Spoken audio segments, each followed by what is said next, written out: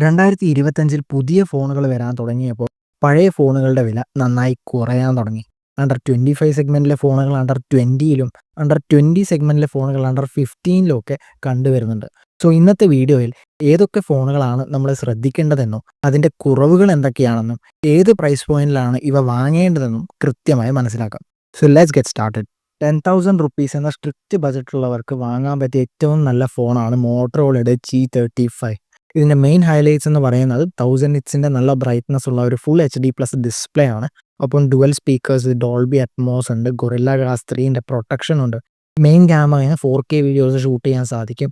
8 mega പിക്സലിൻ്റെ ultra wide camera, ഒപ്പം 16 mega പിക്സലിൻ്റെ selfie camera കൂടിയുണ്ട്. ഇതൊക്കെയാണ് ഈ ഫോണിൻ്റെ മെയിൻ ഹൈലൈറ്റ്സ്. ഈ ഫോണിൻ്റെ ഡ്രോബാക്സ്, അതായത് പോരായ്മകളെക്കുറിച്ച് പറയുകയാണെങ്കിൽ മെയിൻലി പറയാനുള്ളത് ഒരു കാര്യം മാത്രമാണ്, അതായത് ഇതിൻ്റെ പ്രോസസ്സർ. ഓഫ് കോഴ്സ് നല്ല AnTuTu സ്കോർ ഇപ്പോൾ കറന്റ് അത് തരുന്നുണ്ടെങ്കിലും യൂണിസോക്ക് എന്ന കമ്പനിയുടെ പ്രോസസ്സേഴ്സ് യൂഷ്വലി ലോങ് ടേമിന് അത്ര നന്നായിട്ട് പെർഫോം ചെയ്യാറില്ല. സോ നിങ്ങളുടെ ബജറ്റ് സ്ട്രിക്ട്ലി 10,000 ആണെങ്കിൽ മാത്രം ഈ ഫോൺ വാങ്ങുക. ബട്ട് ഒരു 1,000 റുപ്പീസ് കൂടി കൂട്ടാൻ പറ്റുമെങ്കിൽ നമുക്ക് നമ്മുടെ നെക്സ്റ്റ് ഓപ്ഷനിലേക്ക് പോകാം. 11,000 റുപ്പീസിലേക്ക് വന്നു കഴിഞ്ഞാൽ നമുക്ക് വാങ്ങാൻ പറ്റിയ ഏറ്റവും ബെസ്റ്റ് ആയിട്ടുള്ള ഫോൺ എന്ന് പറയുന്നത് പോക്കോ X6 Neo ആണ്. ഇതിൻ്റെ മെയിൻ ഹൈലൈറ്റ് ഇതിൻ്റെ ഡിസ്പ്ലേ ആണ്. ഫുൾ HD+ 1000 നിറ്റ്സ് ബ്രൈറ്റ്നസ് ഉള്ള AMOLED ഡിസ്പ്ലേ ആണ് ഇവിടെ വരുന്നത്. ഒപ്പം 8 GB of Ram and 128 GB of സ്റ്റോറേജും നമുക്ക് കിട്ടും.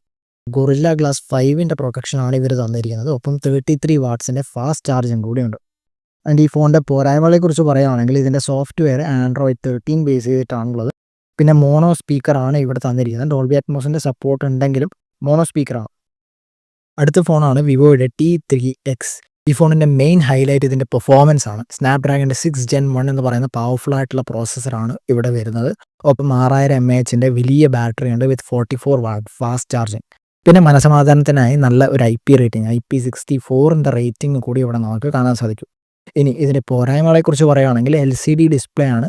ആൻഡ് ഡിസ്പ്ലേയുടെ മേലെയുള്ള പ്രൊട്ടക്ഷൻ ഒന്നും തന്നെ കമ്പനി മെൻഷൻ ചെയ്തിട്ടില്ല. അടുത്ത പോരായ്മ എന്ന് പറയുന്നത് ഇതിൻ്റെ സെൽഫി ക്യാമറയാണ്. 8 മെഗാ പിക്സലിൻ്റെ സെൽഫി ക്യാമറയാണ് ഇവിടെ വരുന്നത്. ആൻഡ് ബിലോ ആവറേജ് പെർഫോമൻസ് ആണ് നമുക്കിവിടെ കാണാൻ സാധിക്കുക. 12,500 എന്ന പ്രൈസിൽ ബജറ്റ് ഗെയിമേഴ്സിന് വളരെ നല്ലൊരു ഓപ്ഷനാണ് വിവോയുടെ T3X. ഇതിൻ്റെ 6 128 GB കാര്യമാണ് ഞാനിപ്പം പറഞ്ഞത്. 8 GB 128 GB ഫോൺ വാങ്ങരുത്, ബിക്കോസ് ആ പ്രൈസിലേക്ക് പോകുമ്പോൾ അതിനേക്കാൾ ബെറ്റർ ഓപ്ഷൻ നമുക്ക് അവൈലബിൾ ആണ്. അതിനെക്കുറിച്ച് നമുക്ക് അടുത്തതായി ഡിസ്കസ് ചെയ്യാം. അത് ശ്രദ്ധിക്കേണ്ട മറ്റൊരു കാര്യം എന്ന് പറയുന്നത് ബാങ്ക് ഓഫേഴ്സ് ഇടയ്ക്കിടയ്ക്ക് മാറിക്കൊണ്ടിരിക്കും. ആസ് ഓഫ് നോ എല്ലാ ബാങ്കിൻ്റെയും credit and debit cards Flipkart accept ചെയ്യുന്നുണ്ട്. അടുത്ത ഫോണാണ് റിയൽമിയുടെ Narzo 70 ടർബോ. ഈ ഫോണിൻ്റെ ഏറ്റവും വലിയ പ്രത്യേകത എന്ന് പറയുന്നത് പെർഫോമൻസ് തന്നെയാണ്. കമ്പനിയുടെ വാദം 90 FPS ഗെയിമിംഗ് കിട്ടുമെന്നാണ്. ബട്ട് പ്രാക്ടിക്കലി സ്പീക്കിംഗ് 70 FPS ആണ് ഈ ഫോണിന് സ്റ്റേബിൾ ആയിട്ട് തരാൻ പറ്റുന്നത്. പിന്നെ OLED ഡിസ്പ്ലേ ഉണ്ട്, UFS 3.1ൻ്റെ സ്റ്റോറേജ് ഉണ്ട്, IP65 റേറ്റിംഗ് ഉണ്ട്, ഡുവൽ സ്പീക്കേഴ്സ് ഉണ്ട്, ഡ്രാഗൺ ട്രെയിനിൻ്റെ ഒരു ഡീസൻ്റ് ആയിട്ടുള്ള പ്രൊട്ടക്ഷൻ കൂടിയുണ്ട്.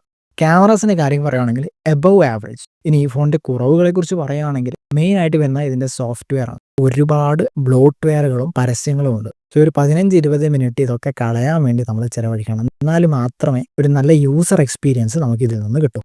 ഇതിൻ്റെ പ്രൈസിനെ കുറിച്ച് പറയുകയാണെങ്കിൽ 14,500 ഈ ഫോൺ കറൻ്റ്ലി അവൈലബിൾ ആണ്. അടുത്ത ഫോണാണ് iQOOയുടെ Z9 അഥവാ വിവോയുടെ T3. ഈ ഫോണിൻ്റെ ഏറ്റവും വലിയ സവിശേഷത എന്ന് പറയുന്നത് ഇതൊരു ഓൾറൗണ്ടർ ഫോണാണ്. ഡിസ്പ്ലേ, പെർഫോമൻസ്, ക്യാമറ എല്ലാം മികച്ചതാണ് ഇവർ തന്നിരിക്കുന്നത്. ഈ ഫോണിൻ്റെ കുറവുകളെക്കുറിച്ച് പറയുകയാണെങ്കിൽ മെയിൻലി 3 കാര്യങ്ങളാണ് പറയാനുള്ളത്. ഒന്ന്, ഇതിൻ്റെ അൾട്രാ വൈഡ് ക്യാമറ, അതായത് ആ സംഭവം ഇതിലില്ല. രണ്ടാമത്തത് ഇതിൻ്റെ സോഫ്റ്റ്വെയർ. നേരത്തെ പറഞ്ഞ റിയൽമിയുടെ സോഫ്റ്റ്വെയർ പോലെ തന്നെ ഇതിലും ഒരുപാട് ബ്ലോട്ട്വെയറുകളും പരസ്യങ്ങളും കാണാൻ സാധിക്കും. മൂന്നാമത്തെ കാര്യം എന്ന് പറയുന്നത് ഇതിൻ്റെ IP റേറ്റിംഗ് കോമ്പറ്റീഷനെ വെച്ച് നോക്കുമ്പോൾ കുറവാണ്. IP54 റേറ്റിംഗ് മാത്രമേ ഇവർ തന്നിട്ടുള്ളൂ, അതും ഹെഡ്ഫോൺ ജാക്ക് ഇല്ലാഞ്ഞിട്ട് കൂടി. ഏറ്റവും ഇൻട്രസ്റ്റിംഗ് ആയ കാര്യം എന്ന് പറയുന്നത് ഇതിൻ്റെ പ്രൈസാണ്. വിവോ T3 അതായത് ഫ്ലിപ്കാർട്ടിൽ വിൽക്കുന്ന മോഡലിന് 15,500 ആണ് നമുക്ക് ആഫ്റ്റർ ബാങ്ക് ഡിസ്കൗണ്ട് കിട്ടുന്നത്.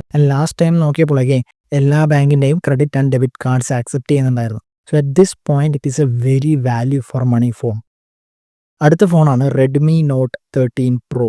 അടിപൊളി ഡിസ്പ്ലേ, നല്ല സൗണ്ട് ക്വാളിറ്റി, നല്ല ക്യാമറാസ്, നോർമൽ ടു മോഡറേറ്റ് യൂസേഴ്സിന് വേണ്ട ഒരു നല്ല പ്രോസസ്സർ എല്ലാം തന്നെ ഇതിലുണ്ട്. ഈ ഫോണിന് ഹെഡ്ഫോൺ ജാക്ക് അടക്കം വരുന്നുണ്ട്. ഒപ്പം വലിയൊരു സ്റ്റോറേജ് 256 GB വേരിയൻ്റ് ആണ് ഇവിടെ നമ്മൾ മെൻഷൻ ചെയ്തിരിക്കുന്നത്, ബിക്കോസ് അറ്റ് ലോവസ്റ്റ് പ്രൈസ് ആണ് ഇതിപ്പോൾ നമുക്ക് കിട്ടുന്നത്. ഇതിൻ്റെ കുറവുകളെക്കുറിച്ച് പറയുകയാണെങ്കിൽ IP54 റേറ്റിംഗ് ആണ് ഇവിടെ തന്നിരിക്കുന്നത്. ഇതിൻ്റെ പ്രൈസ് എന്ന് പറയുന്നത് 18,500 ആണ്. ഇതിൻ്റെ 256 GB variant.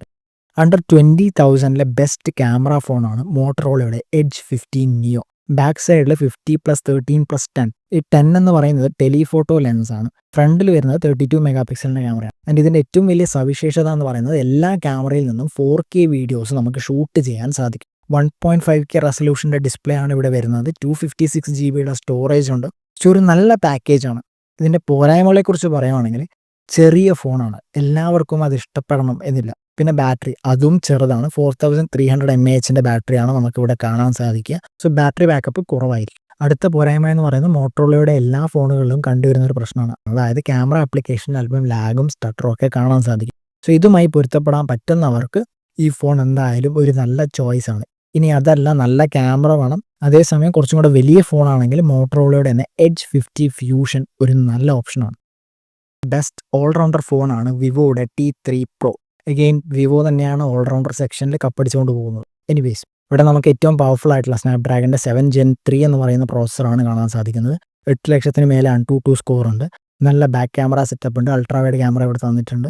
5500 mAh battery, 80 watts fast charging, IP64 rating, Schott Xensation protection, അങ്ങനെ എല്ലാം കൊണ്ടും സർവ്വഗുണ സമ്പന്നമായ ഒരു ഫോണാണ് വിവോ T3 Pro. പോരായ്മകളെക്കുറിച്ച് പറയുകയാണെങ്കിൽ അഗെയിൻ സോഫ്റ്റ്വെയർ തന്നെയാണ് മെയിൻ പ്രശ്നം. ഒരുപാട് പരസ്യങ്ങളും ഒരുപാട് ബ്ലോട്ട്വെയറുകളും. അടുത്ത പ്രശ്നം എന്ന് പറയുന്നത് ഇതിൻ്റെ ഗെയിമിംഗ് സെക്ഷനാണ്. BGMIയിൽ 60 FPS ഗെയിമിംഗ് മാത്രമേ അൺലോക്ക് ചെയ്ത് തന്നിട്ടുള്ളൂ. CODയിൽ 90 FPS കാണാൻ സാധിക്കും. ഈ ഫോണിൻ്റെ പ്രൈസിനെ കുറിച്ച് പറയുകയാണെങ്കിൽ വിത്ത് ബാങ്ക് ഡിസ്കൗണ്ട് 20,000 കിട്ടുന്നത്. ഫൈനലി എനിക്ക് പറയാനുള്ളത്, ഇന്ന് നമ്മൾ ഡിസ്കസ് ചെയ്ത പല ഫോണുകളും അടുത്ത 2 പരമാവധി 3 മാസത്തിനുള്ളിൽ മാർക്കറ്റിൽ നിന്ന് തന്നെ ഔട്ടാകും. സോ അതിന് മുമ്പ് ഇത്തരത്തിലുള്ള പ്രൈസ് ഡ്രോപ്പുകളെ മുതലെടുത്ത് ഇന്ന് നമ്മൾ ഡിസ്കസ് ചെയ്ത പ്രൈസ് അല്ലെങ്കിൽ അതിൽ താഴെയുള്ള പ്രൈസിന് കിട്ടുവാണെങ്കിൽ മാത്രം ഈ ഫോണുകൾ പർച്ചേസ് ചെയ്യുക.